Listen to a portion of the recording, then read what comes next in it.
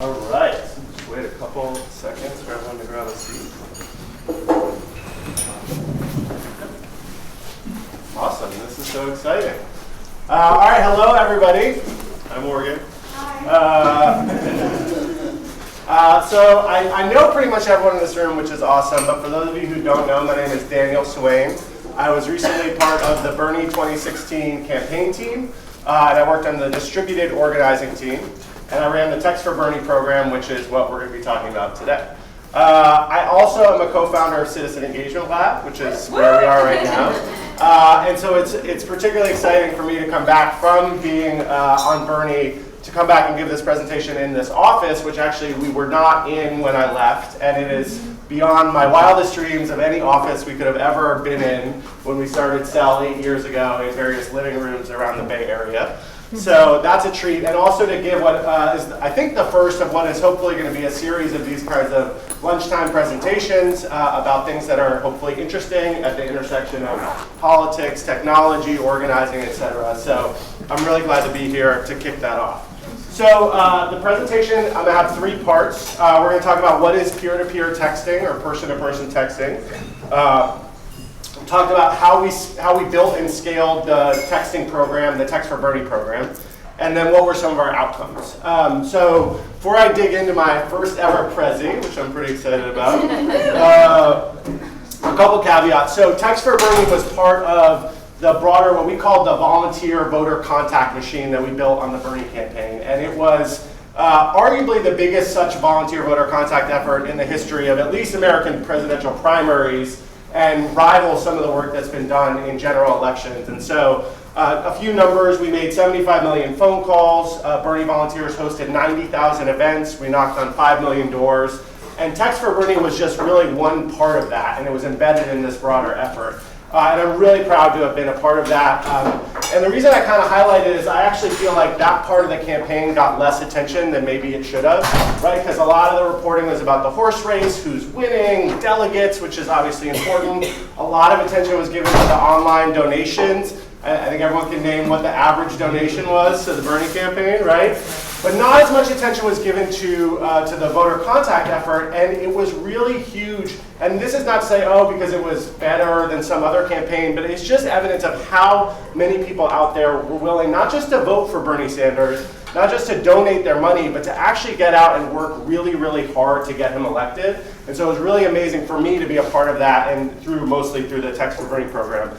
And I want to give a shout out to the people who ran my department, which is called Distributed Organizing Team. And our sort of remit was in particular organizing people all over the country where there weren't field offices, which, as people who know on campaigns, is most places. So Becky Bond, Zach Exley, and Claire Sandberg kind of ran our department, and it was really a privilege to work with them. And huge shout out for all of that work. A couple other kind of context things. The Text for Bernie program was not the only text messages that were being sent by the Bernie campaign. We did have a mass text messaging system. I think probably people know what that is, coming from a short code. That was run by the great folks at Revolution Messaging, who were an amazing partner on the campaign. So I'm not going to be talking about that. Also, the states actually did a lot of this person-to-person text messaging. And in fact, it started with a regional field director in Iowa whose name's Zach Fang. He deserves a lot of credit for bringing this strategy into the campaign, using it to recruit volunteers and so forth in Iowa. And we sort of took what was going on in Iowa and then built it into a national program.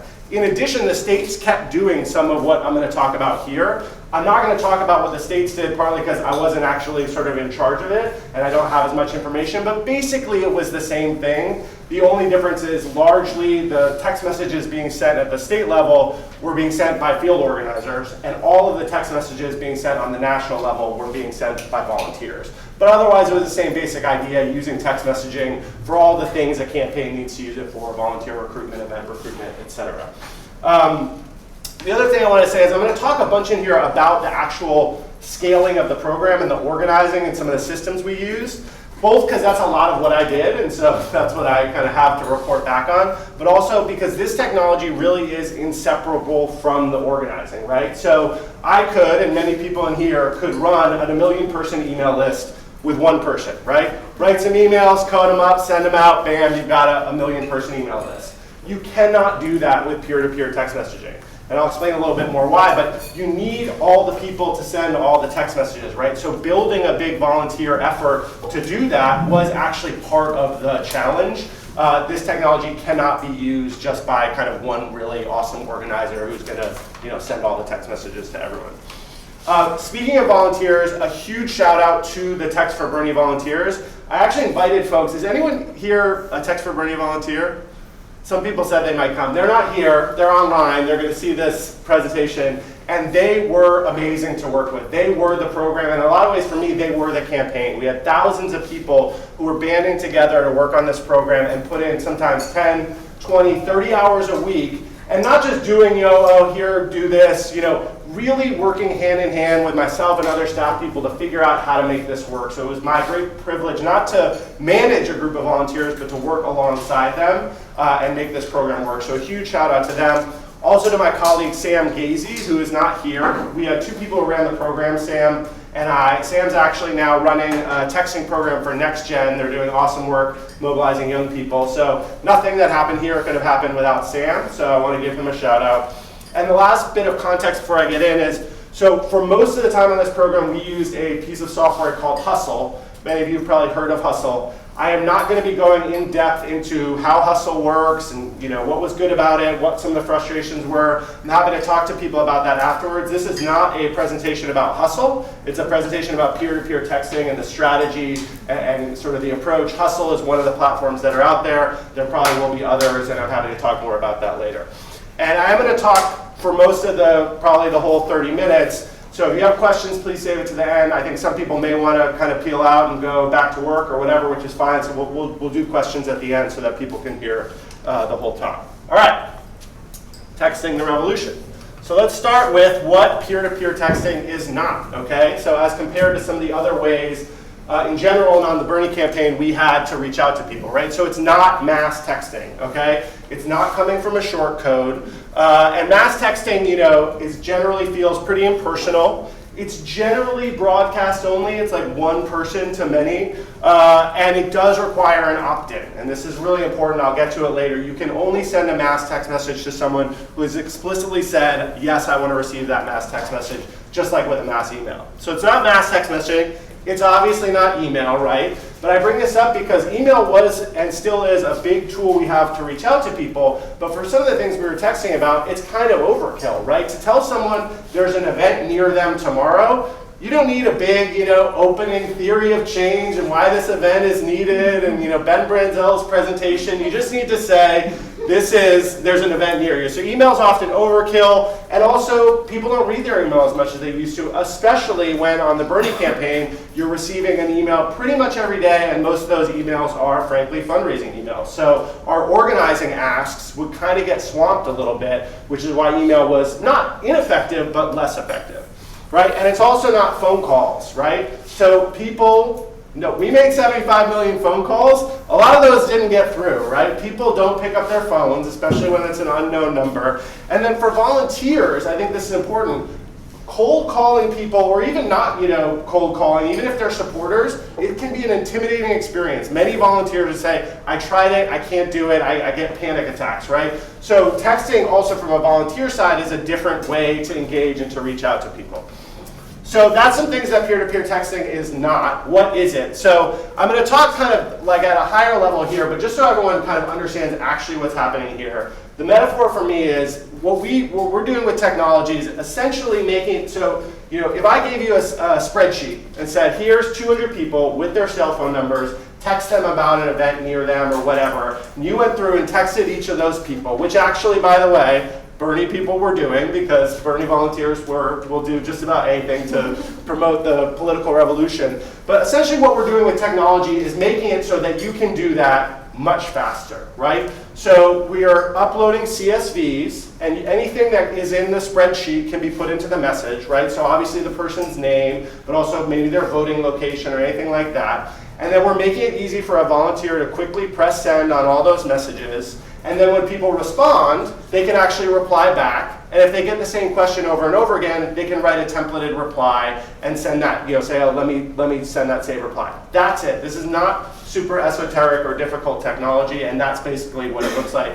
I say all that because I'm not going to do like a demo of what the system looks like. So with that kind of background, so what are some things about peer-to-peer texting that make it what it is? So first is, it's personal, right? So if you can see this message, it says, hey Sarah, this is Lena volunteering with Bernie 2016. That is how we started every single one of our messages, okay? And what that says to someone is, I am a real person sending you this message. And people, I think, largely experience it that way. Sometimes people would write back and say something sort of lewd or kind of funny because they thought it was a robot, and then they would get a response, and they'd say, I'm a real person. And so, we know that most people experience this as a real person, even if they don't know them, sending them a text message, right? So the second thing is, it's templatable, right? So Get Out the Vote efforts is a good example of this, right? So if you can see this, this is a message to Jane, and it's saying, remember, it's election day, and here's your voting location. Now, obviously, Jane's voting location is different than Adam's voting location or anyone else's. We have that information for most people in the database. We can drop it into the message, so we can send, really personalized information via this system. It's also appreciated, okay? Now, I think this is kind of true of any useful communication, but because these things were so targeted and so timely, we got a lot of things like this. Thank you so much for sending me this text message. For those who have ever run mass text messaging systems or done any organizing, the amount of thank yous that we got sort of outpaced anything I've ever experienced. Again, that's partly a Bernie phenomenon, but we're giving people information that they need when they want it, and they were super appreciative. The last thing, it is possible to have extended conversations here. Now, I would not say this is the norm, but it's, I would get people to clip things that I thought were particularly cool. So this starts out with a GOTV message. The person says, actually, I haven't decided who I'm going to vote for. Oh, okay. Then they get into a conversation about the different, policy stances of the two candidates. Now they're sending, the texter for the Bernie campaign is sending them videos and PolitiFact links.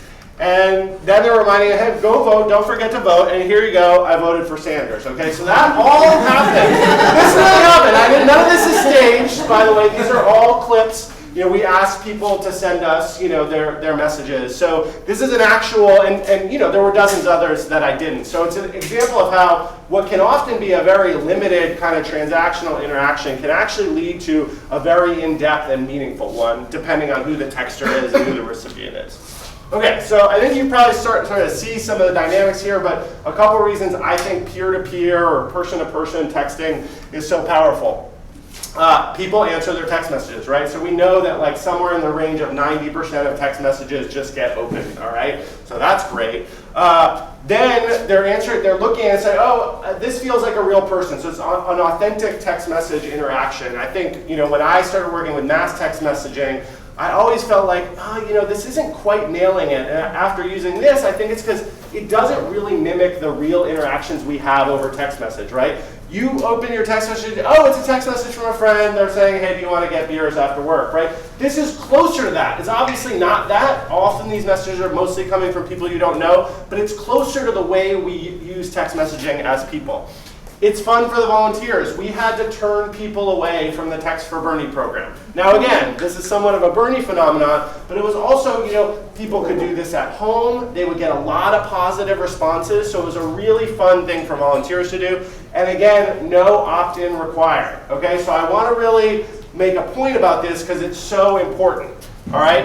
The Bernie campaign had about 200,000 people who had explicitly opted in to receive mass text messages.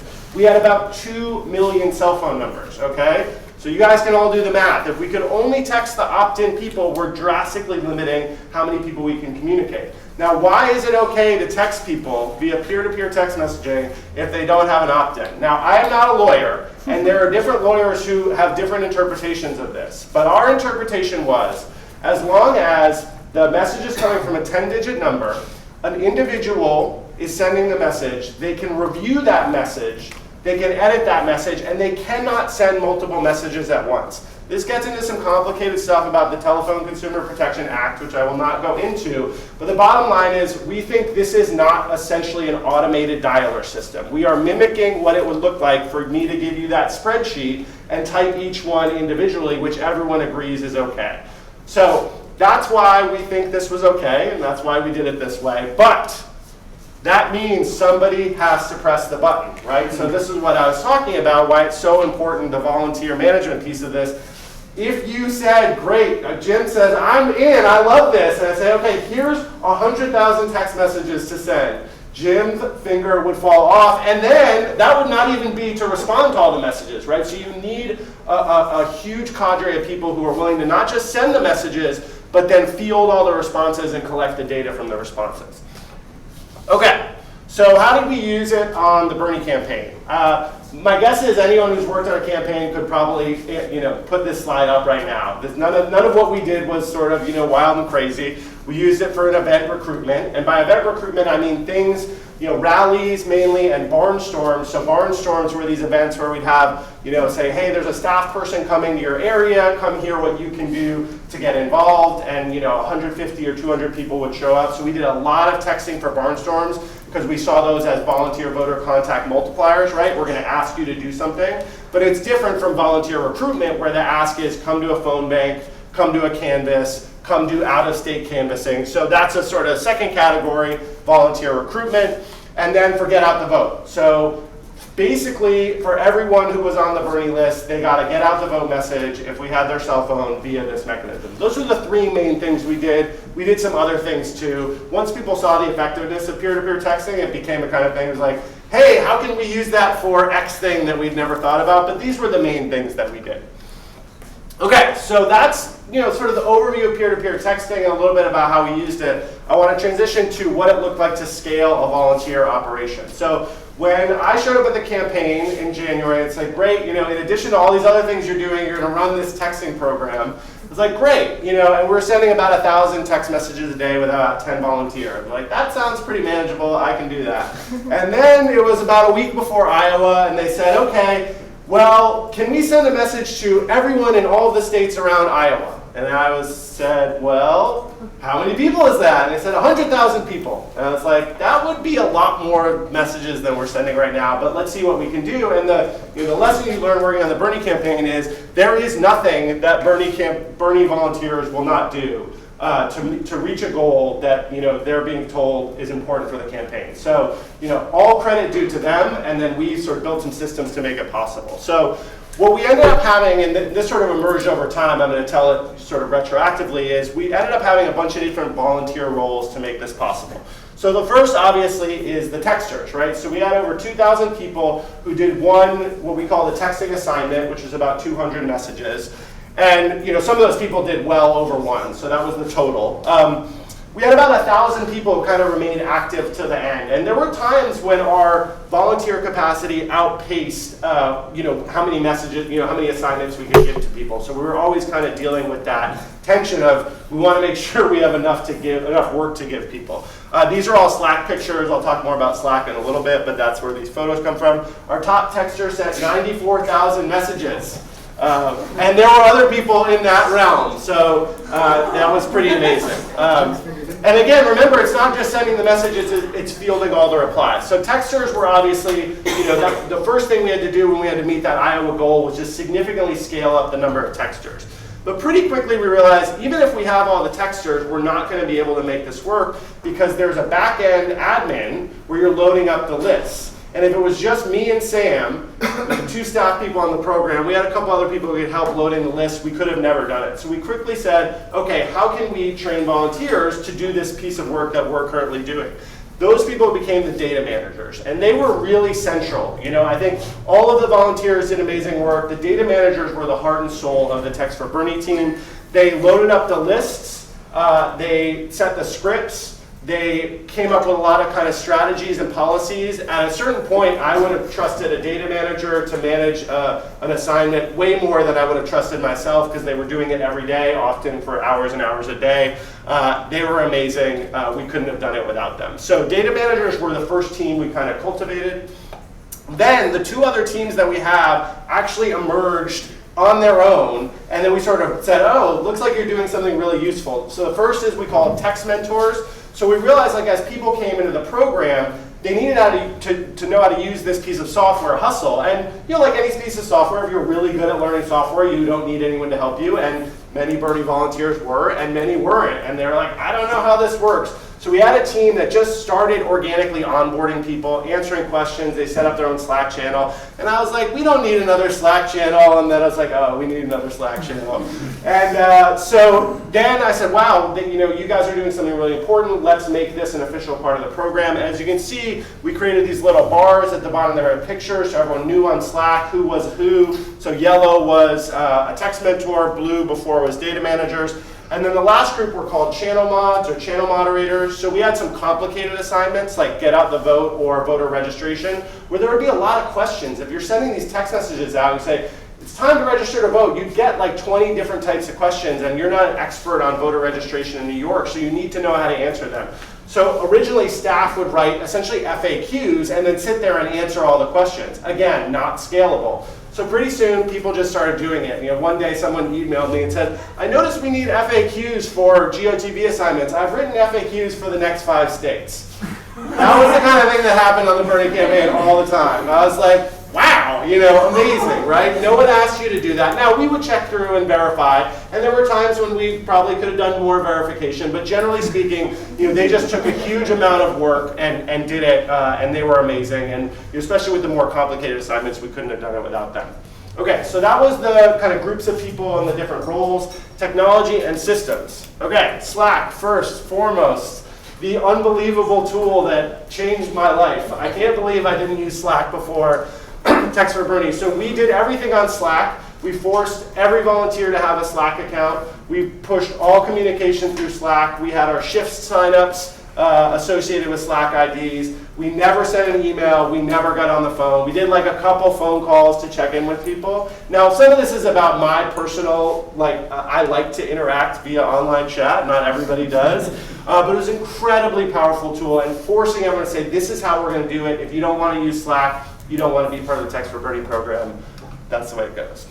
We also had a shift sign-up system, right? So we had to know, well, who's available on a particular day to send text messages, right? Our original shift sign-up system was to go into Slack and say, can anybody send some text messages today? That was not really scalable. So we ended up using, first we had a Google Doc, and then again, a volunteer who's a web developer says, your Google Docs system stinks. I'm going to build something better. It's like, our Google Docs system is fine. Don't, I fear change. She built a Slack integrated shift sign-up system. So not only would it validate people on in, you couldn't sign up for a shift unless you were in a particular Slack channel that the text mentors had invited you into because they had validated that you knew how to do the Hustle program. But also, we could then tell you had an assignment, and it would link to Slack and post something that says, hey, you have an assignment. So in addition to the push notification you got on your phone, again, I just want to emphasize, this was built by an amazing volunteer. His name is Eleanor. Not only not at my request, but sort of in spite of my objections. So we also ended up using Trello. This is what we call our T4B info. So again, this was also a Google Doc. I will note, for anyone who's tried to use Google Docs at scale, they don't really work after about 500 people are accessing them at once.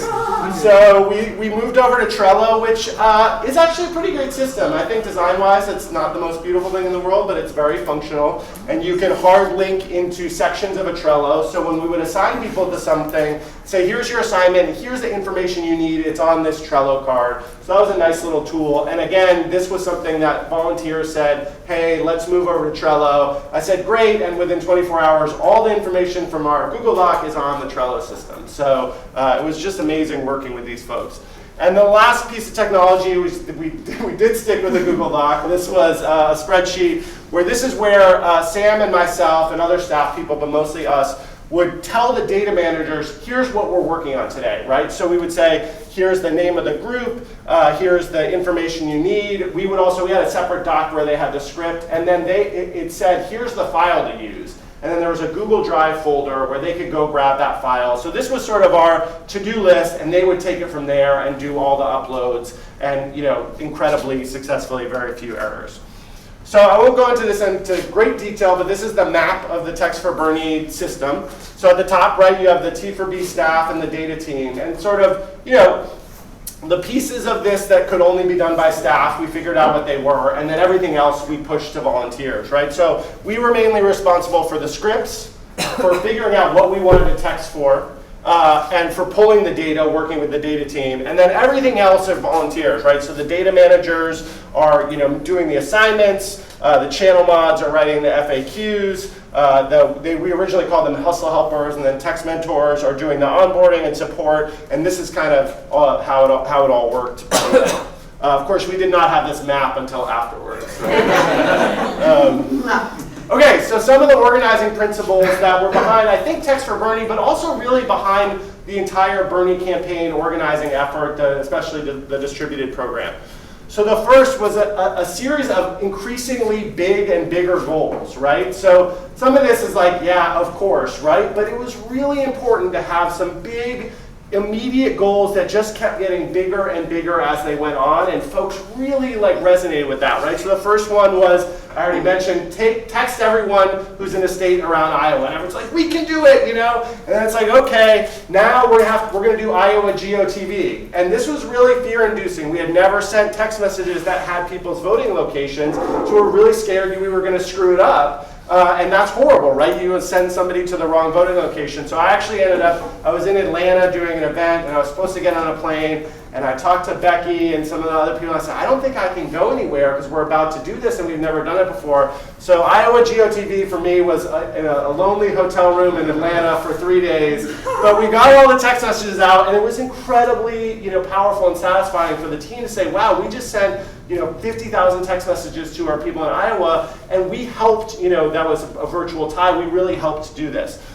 Right after Iowa, the next day we said, hey guys, get ready. Nevada's caucus is I think it was at 10 or 12. So we're going to have to do the same thing, but we have 2 hours to send all the messages, right? So you see it's getting increasingly more difficult and challenging.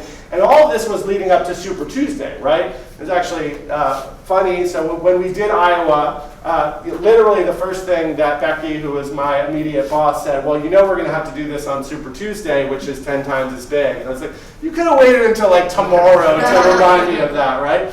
But so we were building up to Super Tuesday. We did a big push to get more volunteers in, and we did send a text message to every Bernie, every Bernie supporter that we had cell phone for on Super Tuesday. And I was a little bit worried at that point. It's like, okay, shoot, that's the big thing, right? That's the big moment. What are we as a program going to make our new North Star?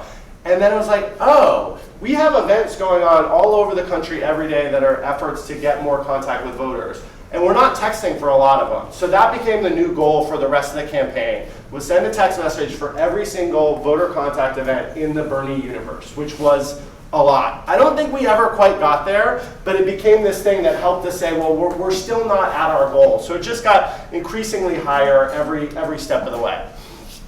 The second was trusting the volunteers, and one of the things Becky and Zach and Claire talk a lot about is big organizing. I think this is giving big amounts of trust, right, to the volunteers. So now I don't know how we would have done this otherwise, and I can't think outside this box. But basically, we said, if we're going to reach these goals, we have to think about all the things we're doing as staff, and only do the things that only we can do, right? And that turned out to be very few things, right?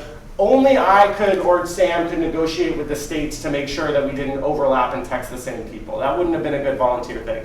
It made sense to centralize the pulling of the data, but everything else, which I think, a lot of people would say, oh, well, I'm not going to let who would let a volunteer stage an email for your email program, right? That's essentially what we did, and honestly, it worked out really well. So just really having an attitude of trusting the volunteers to take on more and more, and then listening to them when they had ideas. And then the next is agile program development, right? So we were doing this, and this was kind of a necessity, right? You'd have a morning to build a system to get going, right? So you do it as quick as you can. That's why we started with Google Docs. I could do it by myself. And then once you realize, oh, that's not working, you throw it out. And so that willingness to kind of get rid of your systems that you spent a lot of time doing, I think, was really important. So some of the major things that we changed over the course of the program, we totally overhauled our shift sign up, we totally overhauled our training and onboarding, we totally overhauled how we did data exports, and we totally changed how we did GeoTV. That's just a few, and we didn't have any time to make these changes, so you kind of carve out,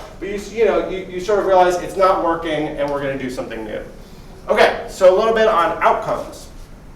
All right, so event promotion, I talked about that as one of the big things we did. As I said, we did a lot of texts for barnstorms because we thought they were really, really effective. We sent more than 1 million texts. We were getting about 6.6% RSVP. So that means somebody, when they received the text, said, oh, somebody who responded to my text said, yes, I want to come to that event. That's what that means. We don't know how many of those people showed up. Someday we'll have our data systems better where we can answer that. And then rallies, we didn't do a lot of texting for rallies because Bernie's rallies didn't really need a lot of texting, right? Bernie showed up and 10,000 people would be, wherever it was. So, and we really pushed back on doing rally texting because we didn't think it was a great use of this really limited resource. So volunteer recruitment. So Bernie journey, that was people going from outside of a state into a state, right? But basically knock on doors, canvases, phone banks. So you can see some of the, kind of decreasing, success rates. That should, So, about 1.5% to 2% for phone banks and canvases. One of the things that was interesting is we were sort of looking at both groups of people that we considered our volunteers. These are people who had volunteered or said they wanted to volunteer, and then the whole other group. And though volunteers definitely responded at a better rate, non-volunteers also responded. So at a certain point, we mostly started texting just everyone. Now, this is something you do on a political campaign that you might not do for an advocacy organization, right? Because, at the end of the campaign, it's over, so you don't want to leave, any kind of ammo in the chamber, so to speak. But that's how we treated that. But one of the stats that we got, which was cool, we held out control groups every week. So we text everyone for phone banks except for, 5% of the people. You were something like 6 times more likely to go to a phone bank if you got a person-to-person text message than if not. So that was pretty good, and it held pretty steady, which is why we just kept doing it. Obviously there were some diminishing returns, but it proved to be continually pretty effective. And then GOTV, we sent almost 3 million GOTV messages. Basically, if you signed up on the website or you'd been identified as strong Bernie or lean Bernie, you got a text message. If we could match you to the van, we'd give you your polling location. If not, we'd just say, here's how you look it up. We also did some what we called scored supporters. These are people who we thought might be with us, but we had not positively ID'd. As you can imagine, those were less effective. I don't have great data on whether that was actually worth doing. And we don't have any data on how this changed turnout rate. We know from other studies that text messaging does increase turnout rates. I'd be shocked if this didn't, but we did not hold out control groups because, as you can imagine, that's a hard thing to justify when you're trying to win an election. So those are some numbers, but I think, lost in the numbers could be like, what does this look like? So just one photo. Credit, again, to Zach Fang, who, when he left Iowa, went to Oklahoma and had 3 weeks to organize Oklahoma. Said, I know how we do that, right? A lot of text messages. So this is from a barnstorm meeting in Oklahoma City, and the question that was just asked was, who here came because they got a text message? Okay, so everybody has their hand raised, and this was something that happened a lot, okay? You'd have one of these events say, who showed up because they got a text message? It was at least half the room. So in addition to the numbers that we were seeing on the macro scale, we were getting a ton of anecdotal evidence that especially for sort of, if you only have a couple days to turn people out, this was incredibly effective. The other thing, just, I mentioned this a little bit about how great this was for volunteers. These are just a couple random quotes. I have others. People be like, I'm having such a great time. Now, again, you got to put the kind of Bernie grain of salt next to all of this. But especially, I thought this quote was good. This is so perfect for us introverts. So people who just didn't want to interact with people in another way, but they would send 500, 1,000 text messages in a day and have really meaningful interactions with people. Okay, a couple thoughts looking back, looking ahead, and then we'll open it up for questions. So some challenges, right? We could have had more cell phone numbers. The more cell phone numbers you have, the more you can text. And I don't think we did enough thinking about how can we get more people to give us their cell phone number. A lot that we got were just through donations. I don't think anyone will sort of in the immediate future equal that, mass, donation as an acquisition strategy is generally a bad one, unless you're Bernie Sanders. So we could have thought more about that. The integration of systems, this was a huge challenge. I won't go into it because I'll start getting, flashbacks, but it was very hard to get our data out of when we were using Hustle into our other systems where we then needed to use it to do follow-up calls or whatever. It was a bit of a data island, and that was frustrating. Quality control of individual volunteers. 99% of these volunteers were doing everything right. But everyone, we're talking about we were sending at the, non-GOTV days, once we were sort of at scale, about 100 to 125,000 text messages a day. So there were some people in there who were not doing it right. They would, curse somebody if they said, I'm supporting Hillary, things that we had explicitly said don't do. We could read all their text messages. I don't know if everyone knew that, but we didn't really have the capacity to go through and do the quality control. If we had more time, we probably would have built a volunteer team just to do that. And then one of many sort of things that I wish we could have thought more about is, what is the sort of loss and gain of having non-local volunteers, right? So all of our volunteers were all over the country, so you could be getting a text message from someone in California about a New York event, and it's routed through a number in New York, so it looks like a New York number, but then they say, oh, well, what about traffic on the Upper West Side? And the California person would be like, I don't even know what that is, right? So it's always gonna be better to have local people. We made the sort of, calculation that we could do volume. The only way we could do volume was being national, but we probably could have done some more if we had more time. Well, can we? We tried to set up a Florida team just to see what that would look like, and it was just too hard to recreate all the infrastructure for each of the states. But I know something was lost there, and we don't have really good data on was it better when field organizers did it, right? I actually don't know. I have a theory that sometimes it was and sometimes maybe it wasn't, but we don't really know. So those were some of, and there's probably many other challenges. Other things that we didn't do that we could have done. We never used it for voter ID, meaning just that pure interaction of are you with us or are you with, in this case, her. So we didn't do that mostly because it was too expensive. I think it would be a useful strategy to try. I mean, you're going to be texting a bunch of people that you don't know, so a lot of them are going to be like, I don't want this text message. But we didn't do a lot of voter ID. Obviously, we haven't used it in an advocacy setting. This is a political campaign and a unique one at that, so we don't know. I know some campaigns or advocacy groups have started to use it. And then what I would have loved to do is, especially for our phone banks and canvases, is to actually have these messages coming from hosts, right? So instead of, I'm Anna, I'm a volunteer with Bernie Sanders, I'm Anna, I'm hosting this phone bank, do you want to come? I think that would be a lot more effective, but also a huge challenge in training folks to do that. I think that is the end of the presentation. I thought I had a final slide that said thank you. So the final slide says thank you. Thank you so much for coming. I spent a lot of time doing this, and it's really fun to be with folks, many of whom I've known for a long time, to share a little bit about what I've learned. So I'm happy to answer any questions. Also, I know people have jobs and so forth, so if they have to peel off, I will certainly not be offended. But yeah, questions, Terry. I'm curious how did volunteers have conflicts with each other? People, somebody wants this leadership role, someone else thinks they're doing it wrong. How did that stuff get moderated? Did you have to step in a lot? I don't know. Yeah. In case we can't hear on the mic, the question was, did volunteers have conflicts with each other, and how did we deal with that? The answer is yes. And the other answer is it mostly got sorted out, right? So there were a couple of tiffs, and some people actually left the program because they were fighting over how to do the FAQs. Once in a while, I would have to step in. I mean, and I think hopefully this was because of the culture we created, there was a lot of people who felt a lot of ownership over the program. And a lot of them very much understood what we wanted to do in terms of running this program and not having drama. So a lot of it was self-policed, right? So especially the data managers who were in some ways the inner circle of running the program, they would either try to squash it, or the text mentors as well. And then if they couldn't, they'd say, hey, there's a blow up happening. And once in a while, Sam or myself would have to go in and remind people, we're not going to fight over that. Interestingly, about the sort of people wanting different roles, it was incredible how little sort of fighting over hierarchy there was. That almost never happened. And some sort of natural leaders really emerged. And I sort of I don't know how, maybe we just got really lucky, but it was clear who the kind of leaders of the text mentors were, and the leaders of the channel moderators, and the leaders, and everybody knew that. And people, one of the things I'm particularly proud of is people stopped asking questions of me and Sam in around March or April.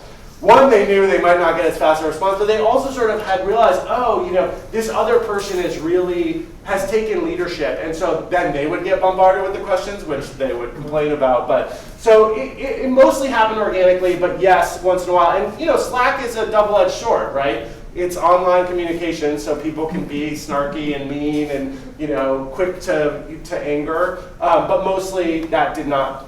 That was not our undoing. But in other, there were other Bernie, everyone on the Bernie campaign used Slack, and definitely blow-ups happened. We had to kick one person out of the program, and it was just he was doing something inappropriate, and we just said we can't have you in here. But that's a pretty good ratio. Jim. On a related note, you mentioned a couple of cases where volunteers came up with new systems and it being really useful. Were there attempts at new systems that weren't useful and you had to shut them down? Yeah, I'm trying to think if there are any good examples. Yeah, people were constantly coming up with ideas all the time. None come to mind immediately. Well, one of the things is, we had a huge push from volunteers to do voter registration texts, okay? So I didn't talk about that much. It's sort of part of GOTV. This was like a text to remind people to register to vote. I can't tell you how many Slack direct messages and even emails I get. Why aren't we texting about voter registration? And finally, we were like, yeah, that's right. Why aren't we texting about voter registration? So we then did, we cut lists. We even bought lists. We did all because it felt like we should really be doing this. It turned out that was not a good use of the system, okay? Now, one of the reasons is because we don't really have online voter registration in this country, except for like California and a couple places. So it turns out it's just not really easy. So we sent a bunch of text messages and we set up some cool, experiments. And in the end, we're like, this is kind of a waste of time. Now, not a total waste of time. We're registering some people, but like not worth the effort. So it was, and I think people have worked on a campaign. No, people love voter registration, right? It feels so pure. We're registering people to vote. We're enabling people to participate. But it turns out for the money, it wasn't a really good use of the system. Because especially once we start going out of our list and just texting, scored people that we think are with us, there's a good chance that they're not with us, right? So now we're helping register people for possibly for Hillary, possibly for Trump. So it turned out, that was like one of the cause celebs of the volunteer community that we actually got behind and then realized we're not doing this anymore. There were probably a bunch of others. But yeah, people had lots of ideas. And we had ideas that we then couldn't implement. One idea that I didn't mention was turning texters into callers. Right, so to close the deal on a volunteer recruitment ask, to then say, okay, great, I'll call you right now and schedule you for a shift. I bet that would work really well. We tried it, we kind of just didn't have the wherewithal to coordinate it. So there were texters who were like, I will totally do that. And so there were a lot of things, there were tons of ideas that were not good by staff and volunteers, probably in equal measure. Go ahead. Could you talk about budget? Like you said, some things weren't with the money. What was it kind of, did you have a sense of like where most of your money was spent? Like what was the cost per text? Like how did the budget kind of work out? So I'm not going to share the cost per text because I'm not sure how different our contract was from other people and out of respect for the vendor. We were being charged by the person in the database, but the actual costs of this, so these systems, at least Hustle was, and I think probably any text system like this will be built on top of Twilio. And there's a cost for an outgoing message, there's a cost for an incoming message, there's a cost for holding a local cell phone number to route this through, and then there's a cost for looking up to validate whether it's a cell phone. And I can tell you more offline actually what some of those costs are. But I would say this became a fairly expensive thing in the realm of all of what we were doing. Potentially on par with some of our costs of our dialer system, nowhere near the cost of our ads. So, as the organizing folks, we were like, let's spend more on this. And generally, the budget was anything that is a voter contact event or GOTV, we're going to spend money on. The voter ID thing, we cut it off because the universe for voter ID texts is infinite, right? You could literally text everyone in the voter file to see if they're with you, and that would have just kind of gone beyond. But I can tell you more some numbers afterwards. Elizabeth. I'm curious about if there were any concerns with giving volunteers people's real addresses. Like, is that common practice? There was some level of, people would feel weird about that? I mean, you mean like in the... Yeah, like I just saw some of the, like, and Well- even when I got text message, it was like, "Hi, I'm so and so, and I know where you live and where you vote." I was like, "Ooh." Yeah, no one really expressed that much concern. I remember those messages are going to Bernie supporters, right, who we know are with us. So people see it as a service, and the message would only contain their street address and not their home. So it'd say, based on your address, 123 Main Street, your voting location is. Now, somebody could have found this information and then found the person, I suppose. That was never a big issue. It wasn't raised. The thing that people sort of got most weirded out about is you could actually get a call back through the system. Even though they didn't have your number, they could call you. That bothered some people. We just told people, if you don't want to answer the phone, don't answer the phone. Write back, say, hey, I actually can only text you. That was a little bit of a, sort of a issue for volunteers, but the issue about addresses did not come up that much. Elise and then Claiborne. So just to clarify, the volunteers couldn't call, but they could get called back? The volunteers could call as well, but nobody wanted to, right? Because they were doing this because they wanted to text. And the intent was to text. I think you could also initiate a call, but it would surprise people when they would get a call and they sort of didn't quite realize that they could get called. And this was pretty unusual. Most people, when you get a text, as you do when your friend texts you, you probably text back, and that was mostly what was happening. Claiborne? So you mentioned that there was an attempt to register voters. Was that used outside of the voting list? And if so, was there a different sort of, what was the reaction to people that weren't really directly related? Yeah, and so just for the mic, if you couldn't hear Mr. Mike, that question was about, what was the reaction to voter registration text between people who were already on the list and who weren't? People who were already on the list were much more appreciative of that. The response rate was higher, the success rate was higher. I would say if we had had more people we needed to help register on our list, we would have done more of that, but we would quickly max out of people we could text who basically we thought weren't registered, right? Most of our people we thought were registered. And then people who were off the list, some people appreciate it, and some people were Trump supporters and really didn't appreciate it and said really mean, nasty things to our texters. And actually it became a thing where it's like, if you're gonna do what we call the scored assignment, meaning we don't know if these people are with us, we have a data analysis that says we think they're with us. Some people will be like, no, I don't think I want that assignment, because you would be, and this is one place where the Bernie data model broke down a little bit. We got better and better at identifying our potential supporters, except we would identify a lot of Trump folks, because there's some overlap between those, and I won't go into all the data stuff, and I'm not a data person, but we would get a lot of false positives who were Trump folks, and that was an unpleasant experience because they were not always as generous when saying, I don't want to receive this text message again. William.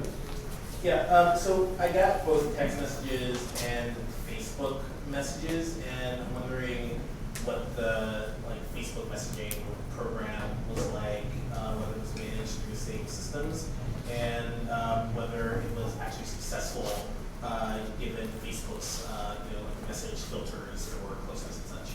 Yeah, so that was a question about the Facebook messaging program. The honest answer is I don't know. That was something that I think the Facebook messaging effort, I think people call it face banking, which I always thought was weird, was run almost entirely by volunteers. I don't know a lot about how it worked or how successful it is. One of the sort of downsides of being really focused on one program and just saying, okay, my job is to scale this program is I didn't have as much time to pay attention to some of the other efforts. I know it was not done through any sort of technology like this. I think it was just people going out and kind of messaging their friends.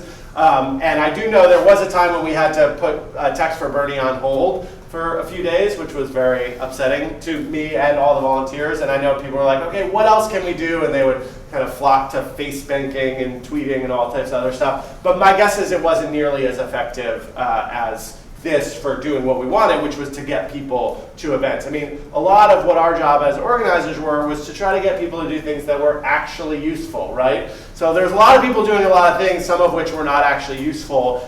Voter contact is the thing that we as a campaign could actually do that would move the needle. And so we were always trying to push people into legitimate voter contact as opposed to, kind of random social media stuff that maybe had, really no basis behind it from a strategic point of view. Kai. You've outlined the legal justification for it. Did that ever receive a formal challenge or anything like that? Essentially, no. We maybe got a couple complaints from people who said, I didn't want to receive this text message. I mean, obviously, I should have said this, but if you got a text message and say, I don't want to receive this text message before or anything like it, we could immediately opt you out. I mean, it would require someone pressing a button to do so. It's not like a mass text system where you could reply with stop or something. But so we were good about managing our opt-outs. I think we got a complaint or two, but generally not. But again, remember, the vast majority of these messages were being sent to Bernie supporters. So at the worst, you would say, you would get, I love Bernie, but I don't want to be contacted in this way. Sometimes with a little bit more, verve behind that message. But mostly people were appreciative. And even if they said, I can't come to this event, they'd say, but I just donated again or what have you. So it was mostly a very positive interaction because most of these, even though they weren't opted in, were people who were with us who actually wanted to know what they could do to help out more. Did you hit any problems with the Twilio gateway? Because they have like rate limiting and spam filtering, and then they have automatic words. If someone reply with the word stop, no matter what you do, they're going to blacklist that number. We didn't hit, we got close to some limits about how many messages that we could send. It's one a second. Yeah, and so we, especially on GeoTV days, we would approach that. And when we did, we would kind of meter our traffic, right? So we could control how many assignments that we put out so that, because as soon as you got an assignment, if you're an avid texter, you're like, okay, I just sent all the, they're like, they time themselves how fast could they send the assignment, right? So we got close to it, but that was never the limiting factor. We had other technology things that limited us, which I can tell you more about. But Twilio's gateway was never really the thing that got in our way. And you were hand loading all your data back into your other systems. We were. We built some somewhat automated ways to get it back in. For most of the time, we were hand exporting CSVs and then putting them into an uploader into Blue State Digital. I did have the experience of working with Blue State Digital on this campaign. I won't say anything more than that. Any other questions? Great. Well, I'm happy to hang around and talk more about Bernie, about texting, about organizing, or what have you, but I'm really appreciative that everyone came out. I hope this was interesting. Love to talk to you more afterwards, and thank you all very much. Thank you.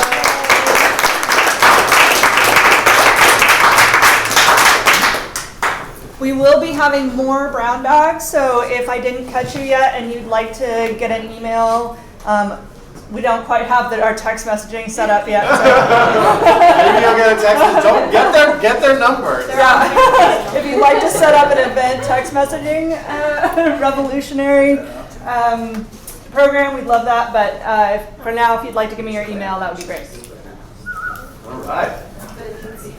Cool.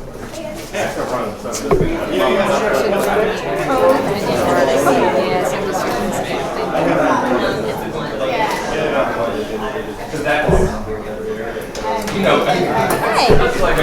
gotta sign up? Yeah. We're gonna be there. Come on.